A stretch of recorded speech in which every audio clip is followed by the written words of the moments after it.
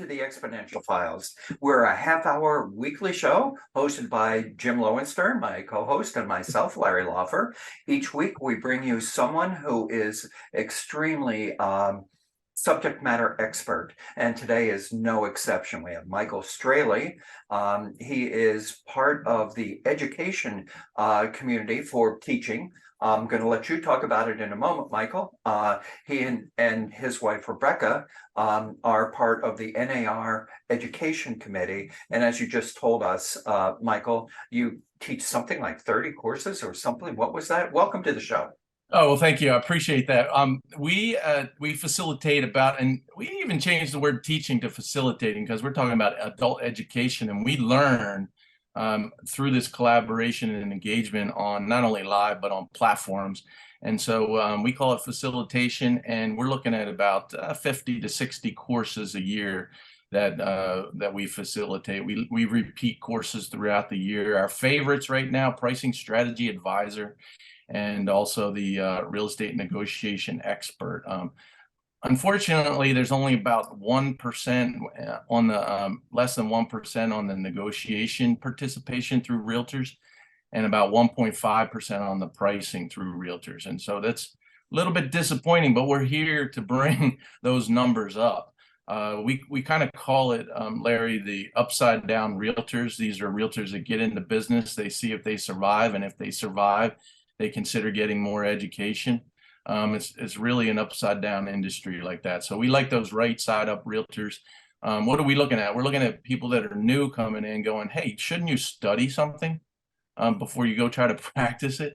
Love those realtors. But then again, those people that have been in the industry for a long time, 100 transactions, 200 transactions. Here's what they always say: sharpening. Because what? You have your clients in your hands, right? You want to be sharp. You want to continue to sharpen with other top professionals. So we love both categories of people, and we congratulate. Hats off to both of them.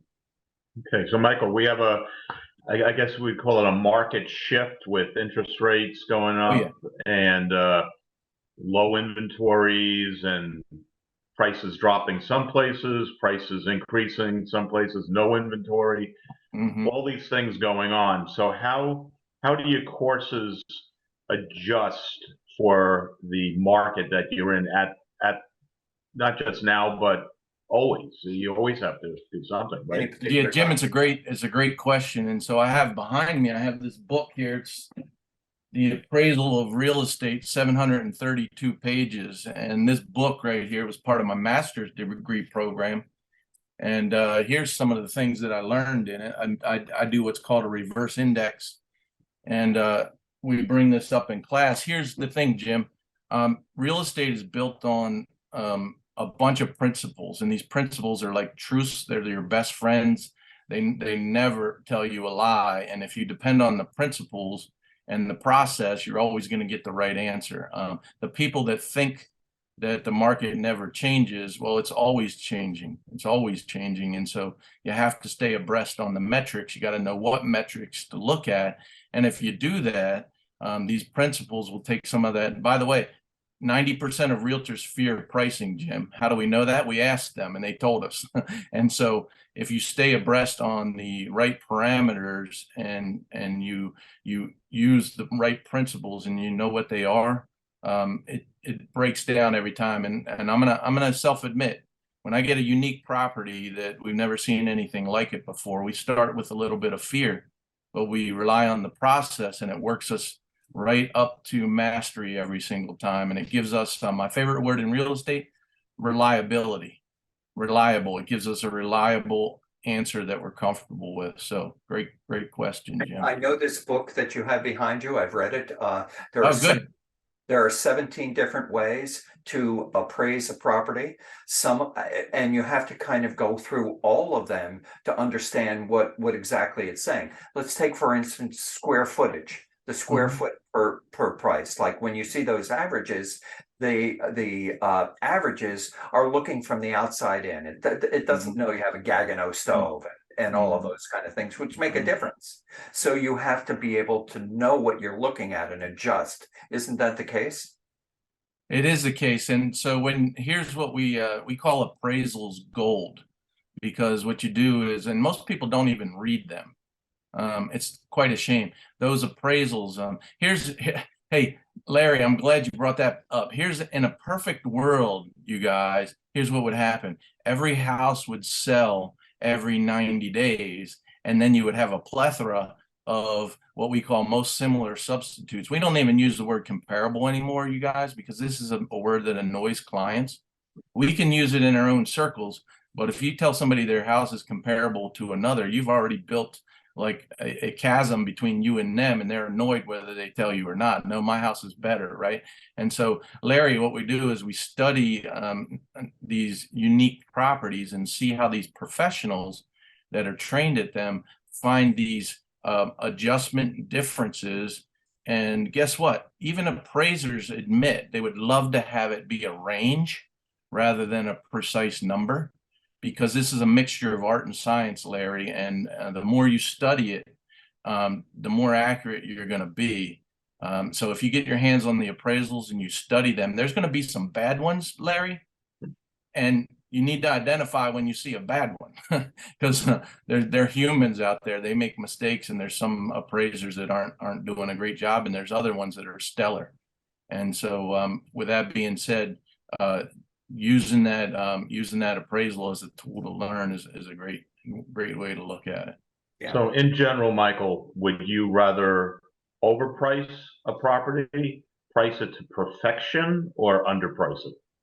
I got a sentence for that, Jim, and here's the way we look at it. Our goal is to get the property really close to market price and let the market finish the work. Okay, here's the problem. If you overprice it, then there's no excitement. If there's no excitement, the only way to regain excitement typically is to improve the condition, which doesn't work that well once you're already live, or make an adjustment. Here's what happens when there's a principle out there. I already mentioned principles before. People want what other people want, and they don't want what other people don't want, right? So what you've now proven is nobody wants the property. Okay, and if you have to do a price cut, we call it what's called a fool's margin, Jim. The fool that buys something that other people don't want, they want to get it at a good deal so they can brag to the other people that they got a good deal. That's a bad pricing model. Here's the problem too, Jim. There's something called a boundary effect. Okay, most people don't even know it. I actually found it in one book, and now I can't find the book anymore. But I've studied it for about a decade. Here's what it is. It's human behavior. When you give them, and when they know it's an auction, you have a different type of phenomenon going on. Everybody knows that it's like there's no real price. Maybe they give you a reserve, but in real estate, here's the deal. Until we hit the COVID market, which wasn't caused by COVID, by the way, until we hit the COVID market, the boundary effect in most real estate would be a buyer would only pay up to 3% more in like 98% of the cases on a list price. So if you get the list price wrong, you can actually predict, like if you say, let's say a house is mispriced too low, Jim, you got a 400K house priced at 350, and I had it in an exact situation like this. 3 offers on it.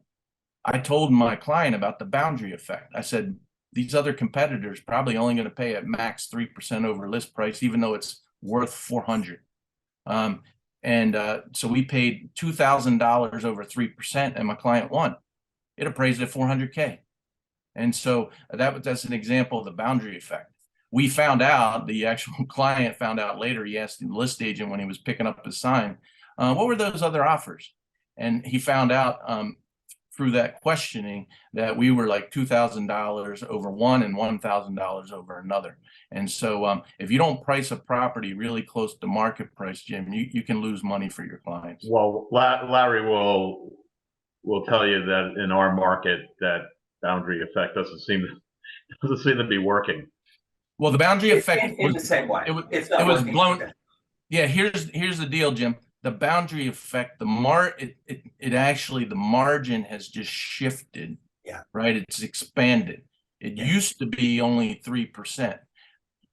we blew that away, obviously, during COVID. That was a crazy market. Here's what one of the questions you just answered or asked, though, was what we predicted about a year ago is that we were going to run into through this whole interest rate scenario and how many people were locked in old interest rates was we were going to run into an acute shortage compared to the previous market was not necessarily an acute shortage. It was an acute demand based on fake interest rates. Now we have an acute shortage based on nobody wanting to sell. Crazy, right? Markets are always shifting. I tell you what, it's exciting to be in the market and be able to break it into pieces like this. So you say the COVID market was not brought about by No. COVID. No. Please explain. So you remember the real estate abyss, right? Not yet. Remind me. Which one?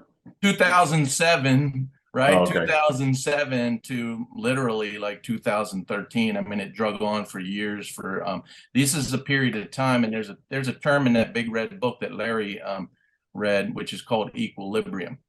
And this equilibrium, actually, I'm just going to get the book out right now and read it. We might as well go textbook on everybody. I don't think Larry read it. I think he said he had a copy.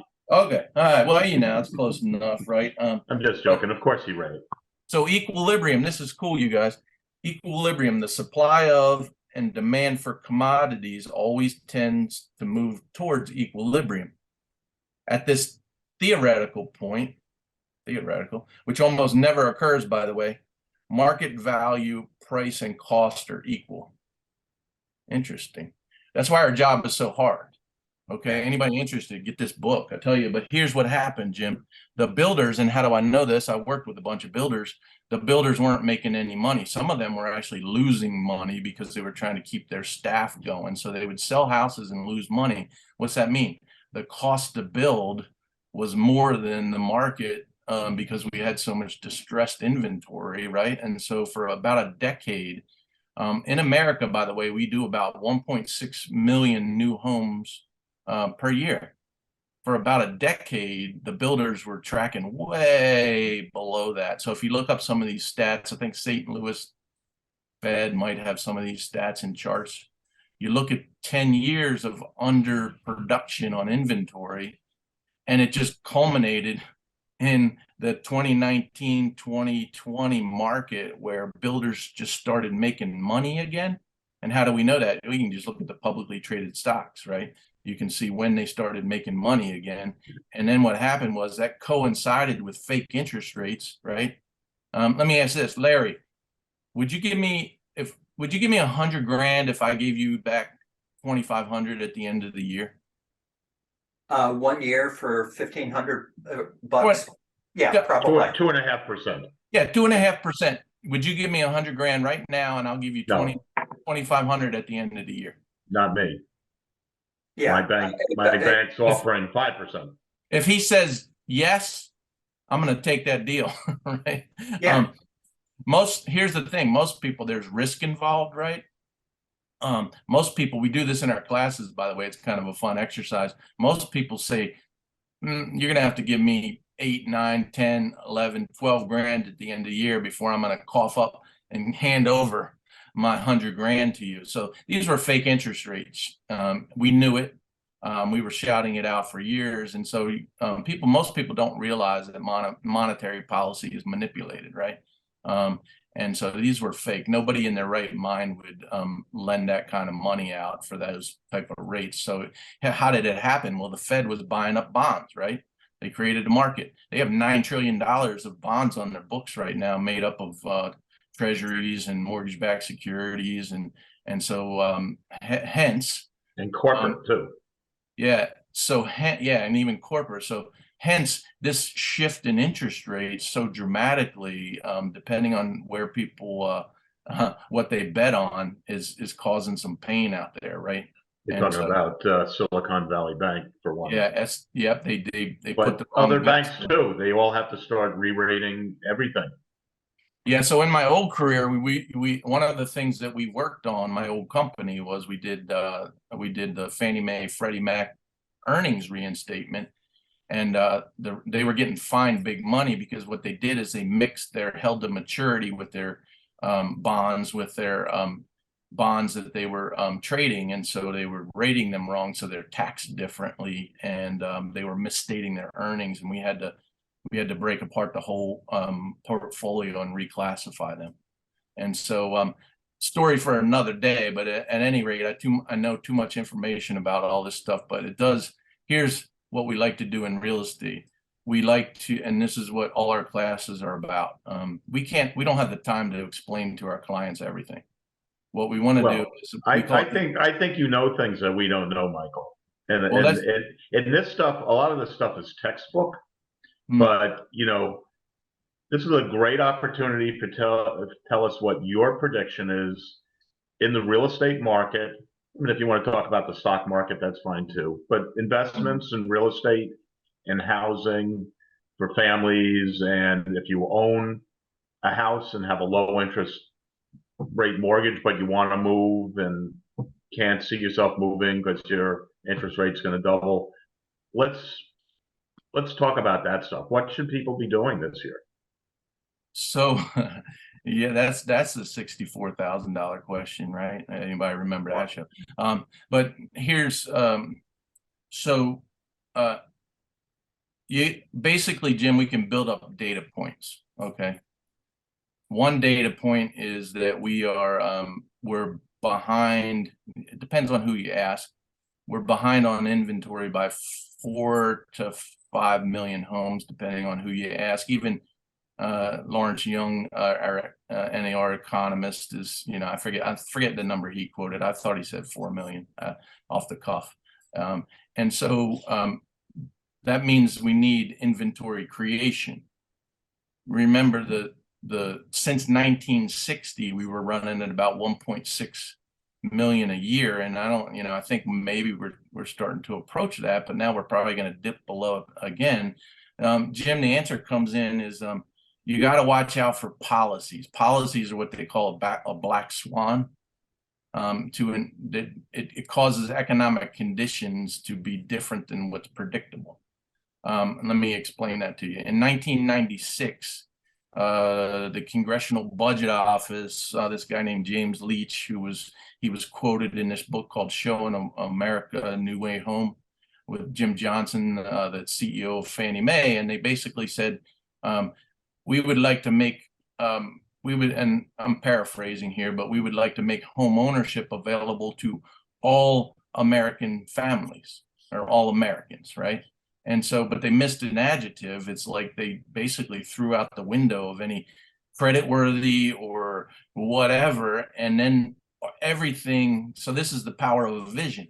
Everything was then changed to make this happen. And in that book, it was so funny because they said, this is an experiment. We have no idea how it's going to turn out, right? Well, we all saw how it turned out, and it was not pretty. It almost collapsed the United States. So you're talking about subprime mortgages. Oh, yeah. I mean, the whole thing, if you don't remember 2008, people were like, the whole economic fabric was about to collapse. The Big Short.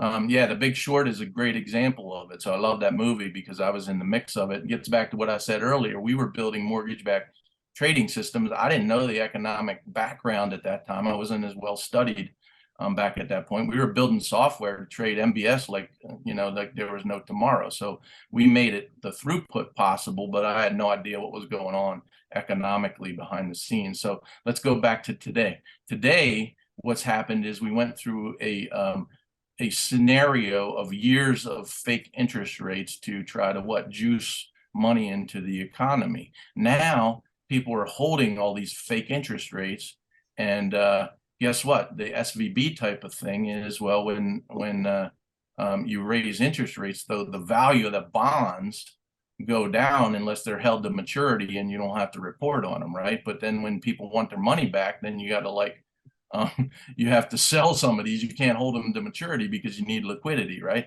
And so so the big question on the street right now is, if people are trying to get to some of this money, you can't hold it to maturity, you could see replications of what we saw there. They're trying to calm the market so we don't have any type So of you're Very different thing now. Very, very different thing, Michael. Two very different things. One was no income, no verification, and it was driven by greed from the banks. And the banks were, selling and selling, and no one was checking. And then all of a sudden they couldn't pay, so everything tumbled. This is a very, very different thing going on. It is a very different situation, but the setup is the policy. Here's what you got to watch. You got to watch the policies that create it, and you got to see where they're headed with policies, because you can't just apply pure economics. Because this could affect the valuations of bank stocks, which can tank, tighten lending. Put it this way: retirement accounts, everything gets tied in. Yeah. Right. So put it this way: if so here's what we have, and we could break this apart a little bit, but we got tons of people that are sitting in back to Jim's question, we have tons of people that are sitting in these fake interest rate scenarios. By the way, when I worked for Fannie Mae and we were coding these systems, you guys, with software, the lowest interest rate coupon that we had in the system was 5%. This is back in early 2000s. That's the lowest. We didn't even have, so when we didn't even think to address anything below 5% in the system software. Right. It didn't have it. So historically, when you look back historically, nobody ever thought that could ever happen.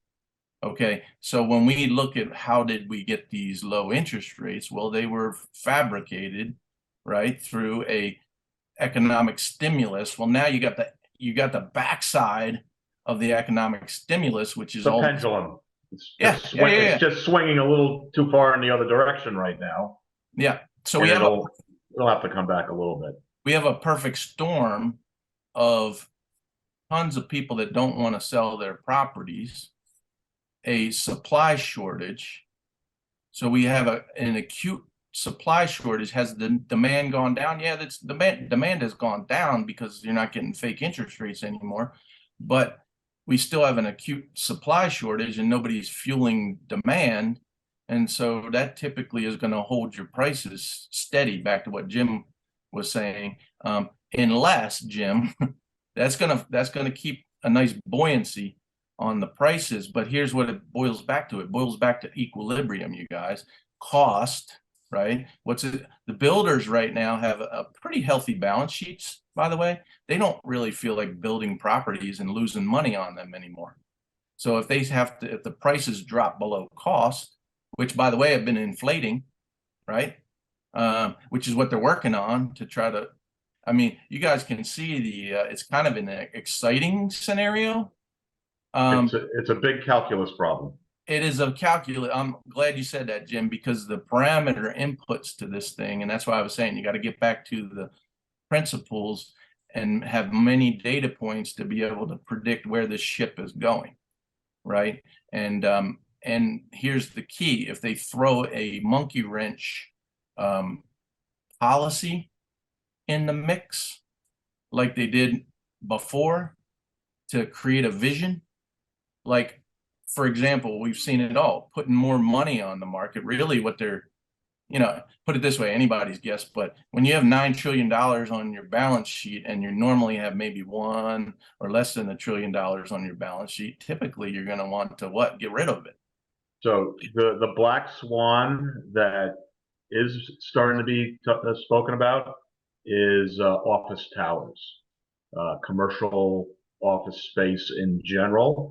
And this is a perfect time to talk about EXP for a moment, because Glenn Sanford may have seen the future a good 10 years earlier than most. Right. And he realized real estate agents have supercomputers in their pockets. They don't need to run to an office to sit behind a desk. Everything can be controlled from anywhere in the world, technology-wise now. And then COVID was just icing on the cake. So now they're literally talking about all those buildings have to be demolished. If they have to be demolished, the valuations are changing. It's just the land value. That's another rewriting of valuations on the balance sheets of these major, whether it's a REIT or even a small operator, Right. that's probably the black swan that's going to bring the interest rates down, and then it'll start the cycle all over again. Jim, Sum it so up. I'm going to go in agreement on this. I mean, the commercial space is one that's going to be a wild ride through this kind of like changing of economic behavior. So Well, I'm in there's agreement. two issues here, though, Michael. There's the fact that the world changed and more people are working at home, so the corporations don't need the people to be there. Certain amount. Some of them are starting to go back, and the other is the desperate need for more affordable housing. So Right. I know in some communities across the country, including here in Boston, they're looking for a way to make commercial properties available to residential Mhm. people because you can retrofit that pretty quickly and solve things. But I want to go back to, you've used the term fake interest rates. There's Mhm. nothing fake about my 3.25, and I love it. Nothing fake about that. I'll Okay, tell you what, Larry, you love it, and there's part of the problem. Larry, and my mortgage broker never saw it before. So I did a modification of a countrywide subprime loan. I have a 0% interest rate on a portion of on Holy my shit. mortgage. Now, tell me, fake or not fake? It's fake. Come on. Yeah. Well, yeah, see, I don't know because Countrywide has been out of business for many, many, many years. I don't know what you're talking about, or if how that when Bank of America took over Countrywide, how that happened. But Zero is not enough for anybody to make a profit. Right. right, And right. what about in Europe? They were charging people to take their deposit. It was a negative interest rate. Hmm. That's It's I mean, crazy. that might be market driven at that point. So yeah, so Jim, I had a client last night ask me, "Hey, almost your same question. Like, I can either move now or I can move a year from now." And kind of the answer was the same. We know what we're currently going through, which is an acute supply shortage, right? Because of the Yeah. fundamental things that we just mentioned about people not wanting to leave, not wanting to, who wants to replace a 2.5 interest rate with a six and a It's, half or a yeah. 7, right? So they, you know what? I like this house. I love this house because of here's what we were doing during this whole thing was we made people realize that we're buying two assets. They were buying the loan and the house, but you can't get the loan without the house. So, even if you didn't love the home, who cares? Love the mortgage, right, you guys? And that's what Larry just said. So, in this case right now, we have a lot of mortgage lovers that are going to do whatever they can to stay in the property. And some of the lenders actually are doing some pretty cool things, you guys. We're talking about some of the aging baby boomers. We got some of these reverse mortgages, but I just saw a brand new product where you can actually you can keep your low interest rate without refining the whole thing, and you can put a reverse on top of it for those people that want to age in place that don't have the cash flow that they need. So the industry will come up with some interesting products.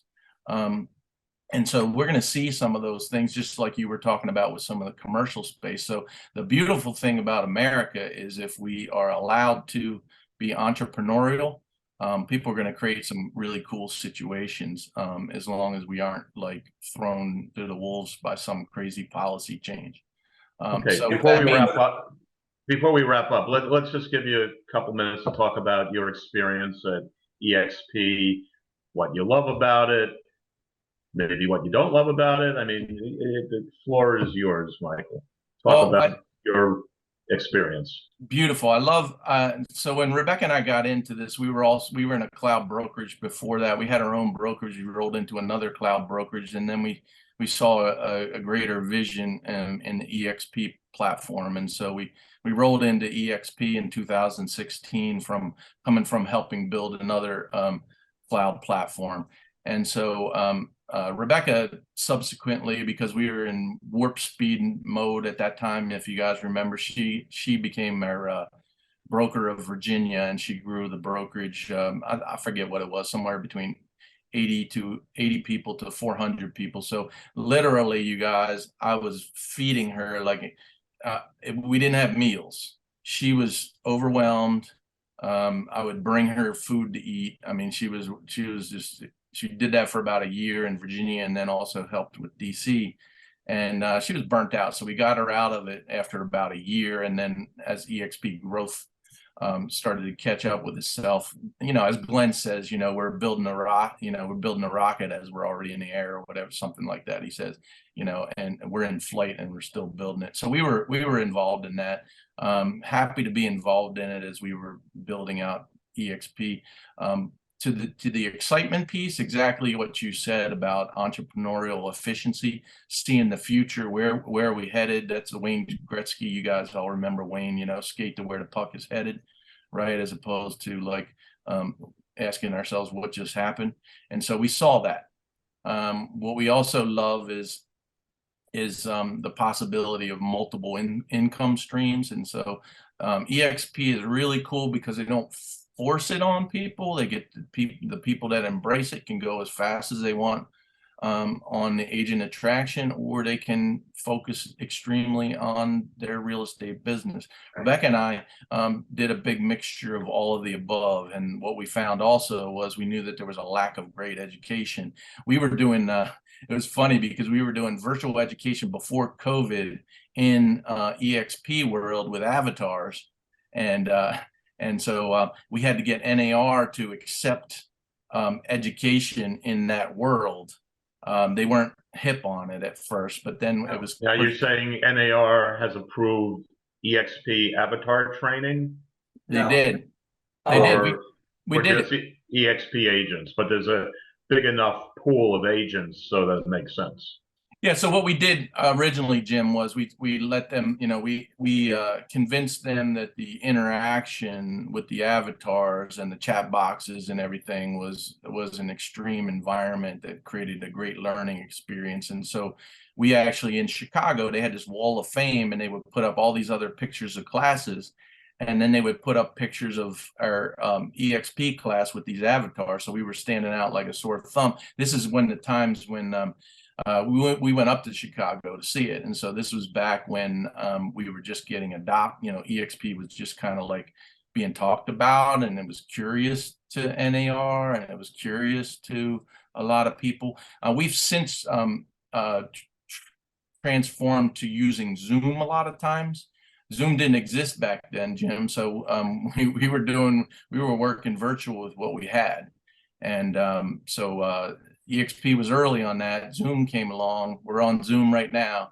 And so we found that Zoom could be a little bit more rich with some of the facial expressions and interactions and body movements and things like that. But so we love that we embrace the education platform, the agent attraction, the stock ability, and the choice that an agent can make to engage it to whatever level they're comfortable with.